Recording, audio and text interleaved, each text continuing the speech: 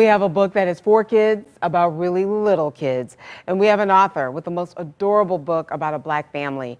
It's called Baby's First Day by Courtnae Smith and Robert Davis. We have Courtnae Smith with us. We also have Julius B. Anthony. He's the founder of St. Louis Black Authors. Thank you both so much for joining us. Good morning. Thank you for having us. Well, Courtney, tell us a little bit about who this book is for. Well, this book is for new families, newborns to up to the third grade. For children up to the third grade. And when you see a book like this for little families, especially with faces that are identifiably Black, like what do you think that does for children that young? What we really want to do is inspire them to have self-love and empower them with images of themselves in literature so they can connect to it and so they can be connected to the literature and confident about what they're reading. Julius Anthony, she mentioned something about that connection. How important is that connection for young readers as they grow into adult readers? It's crucial.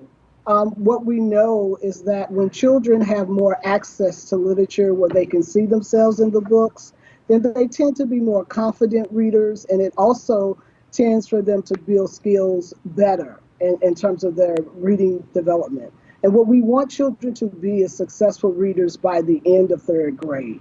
All of the research supports that when children are on grade level at the end of third grade, then they do better in school, they do better in life. And Courtney, how does this relatability help with new motherhood?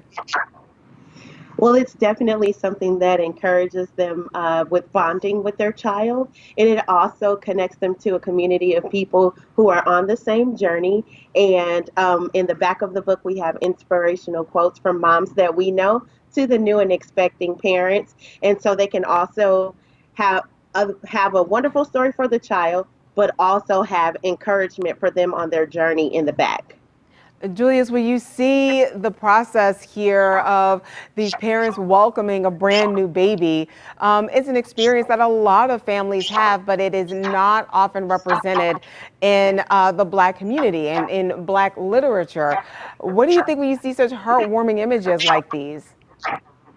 I think that parents are excited. One of the things that our organization is focused on is making sure that all parents and all children, particularly Black parents and children in the St. Louis metropolitan region, have access to good literature. We have about 16 local authors who are right here in St. Louis. They publish great books. We have about 30 books in our catalog. And we want to make sure that they have access to books where their children can see themselves, and parents can be more happy about the literature as well.